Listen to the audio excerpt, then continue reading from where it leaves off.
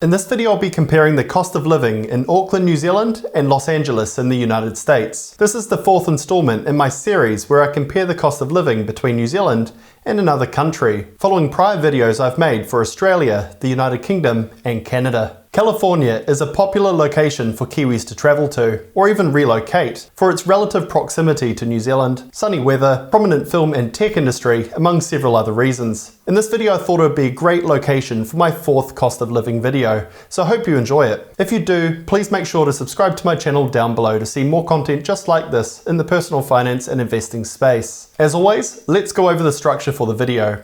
We'll start by comparing the cost of grocery items in both cities. This will then be followed by fast food items on Uber Eats, and then the cost of transportation. I'll then be comparing how far 2 million New Zealand dollars will go in the real estate markets, before getting into the cost of typical household expenses and large goods. As always with these videos, this is only meant to be a rough gauge, and is obviously not to be taken as fact, as I can't control when prices or exchange rates change. All the prices have also been exchanged into the New Zealand dollar, which as of the time of filming was roughly 1 New Zealand dollar to 61 American cents. The US also uses the imperial system of measurement, even though the rest of the world has already moved to metric, so I have converted the sizes to ensure the same quantities of each item are compared throughout. I've also taken the cheapest item in each category. For the grocery component of the video, I'll be comparing two discount retailers, both Pack and Save in Westgate, Auckland, and Walmart in Burbank, Los Angeles. Starting with the groceries and the price of meat, chicken appears to be cheaper in the US by roughly $3.50 a kilo. Interestingly, this is where the cheap meat ends, with streaky bacon coming in around $3 cheaper in New Zealand,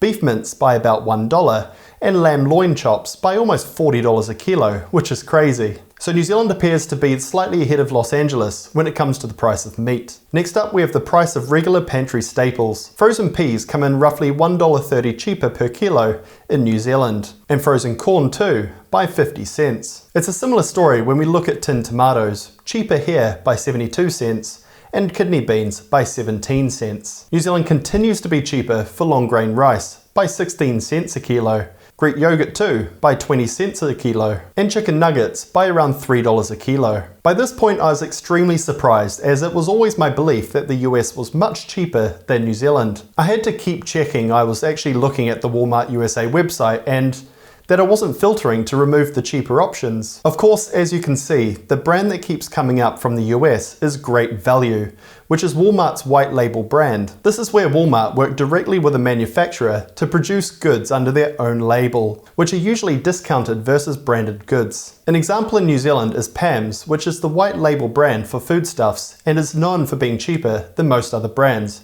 like Waddy's for example. So with this, I was sure I was looking at the right prices. Next up is a tray of 12 eggs, with LA coming in cheaper by about 40 cents. Kellogg's cornflakes came in $2.20 cheaper in New Zealand for a 380 gram box, and butter is about $2 cheaper as well. Next up is cheese, with New Zealand selling cheaper mulled cheddar by almost $4 a kilo. However, LA sneaks in 80 cents cheaper for a half kilo of mozzarella. Olive oil is around 40 cents cheaper in LA per half litre, and pesto is roughly the same price, though admittedly, theirs looks a lot better in the photos. Rounding out the pantry items is the vanilla ice cream, with New Zealand roughly 20 cents lower for a 2-litre tub. Next up is the beverages, starting with Coca-Cola. Very surprisingly, New Zealand comes in much cheaper, and the US also has a smaller size, also very surprisingly. The price of almond milk, however, is much more even, with New Zealand scraping in slightly cheaper. To round out beverages, the US sells Corona Beer for a lower price, by about $5 for a box of 12. After concluding my supermarket analysis,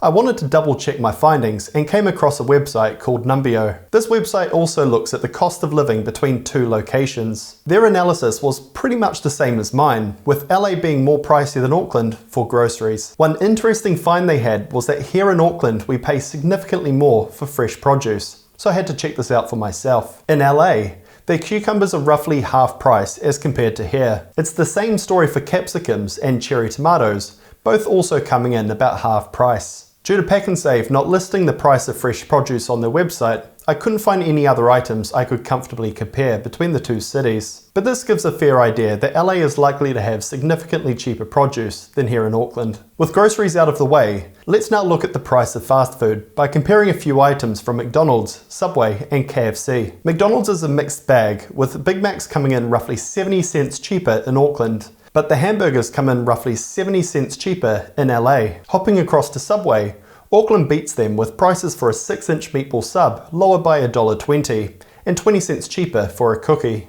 LA has the cheaper spicy chicken burger, however, and admittedly, their version of the Zinger looks a lot better than ours. These were the prices listed on Uber, so this may explain some of the variance in pricing. However, when I looked at the price of fast food elsewhere in the US, it was clear that LA has much higher prices. I always expected the US to have cheaper fast food than what we have here in New Zealand.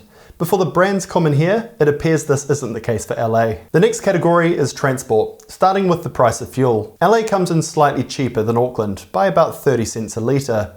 However, when it comes to purchasing a brand new car, they are slightly more expensive and have a few more taxes added on top. The biggest surprise came to comparing the price to register a car with the DMV, which I couldn't even understand. The website had nearly 2,000 words to explain all the itemised charges, and had countless exceptions for different groups registering. So New Zealand wins by default for making things easy. When it comes to public transport as well, LA has a much cheaper train network by 70 cents a ride. The next category is housing. Usually in this section, I would compare the mortgage rates and cost to service one. However, the US mortgage market works very different from what we're used to here in New Zealand. While here, we would usually fix our rates anywhere from 1 year to 5, in the US the rates start from 10 years all the way up to 30. They also have other conditions that make them especially hard to compare, particularly around having the ability to refix at lower rates in situations where they fall. Instead, I've decided to filter recent sales in both cities to see what you could get for 2 million New Zealand dollars with a relatively close proximity to the city. As a very rough indication, it looks like you can get much better bang for your buck